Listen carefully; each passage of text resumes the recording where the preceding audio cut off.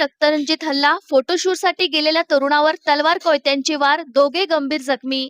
अहिल्यानगर शहरातील फराबाग परिसरात रविवारी सायंकाळी घडलेल्या एका धक्कादायक घटनेने शहरात खळबळ उडाली आहे. मिळालेल्या माहितीनुसार फैज अली तांबोळी, उमर खान, रेहान खान आणि हुजेफा तांबटकर हे 4 तरुण फिरण्यासाठी आणि फोटोशूट करण्यासाठी फराबाग येथे गेले होते. त्यावेळी तेथे काही व्यक्ती नशेच्या अवस्थेत असल्याचा आरोप आहे. संबंधितांनी या तरुणांना शिवीगाळ केल्यानंतर आणखी काही जणांना फोन करून घटनास्थळी बोलावून घेतल्याचे सांगितले जात आहे. त्यानंतर अचानक तलवारी आणि कोयत्यासारख्या धारदार शस्त्रांनी या तरुणावर हल्ला करण्यात आल्याची माहिती समोर येत आहे. या हल्ल्यात उमर खान आणि फैज अली तांबोळी यांच्या डोक्यावर व हातावर गंभीर वार झाल्याने ते गंभीर जखमी झाले आहेत. जखमींना तातडीने जिल्हा शासकीय रुग्णालयात दाखल करण्यात आले आहे. मात्र त्यांची प्रकृती चिंताजनक असल्याने पुढील उपचारासाठी खासगी रुग्णालयात हलवण्याची प्रक्रिया सुरू आहे.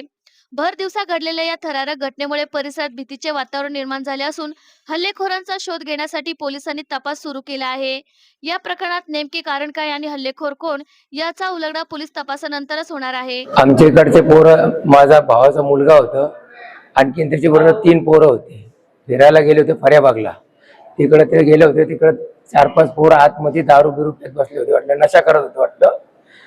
तर त्यांचं काहीतरी बोलणं झालं, त्यांनी तिकडून हाकलून दिलं ते पोरांना. ते निघले बाहेर आणि बाहेर गेले बरोबर ते 4-5 पोरा लोकांनी काय केलं, आणखीन बाहेरचे पोरं बोलून घेतलं आणि कोयत्याने वार केलं त्यांच्यावर.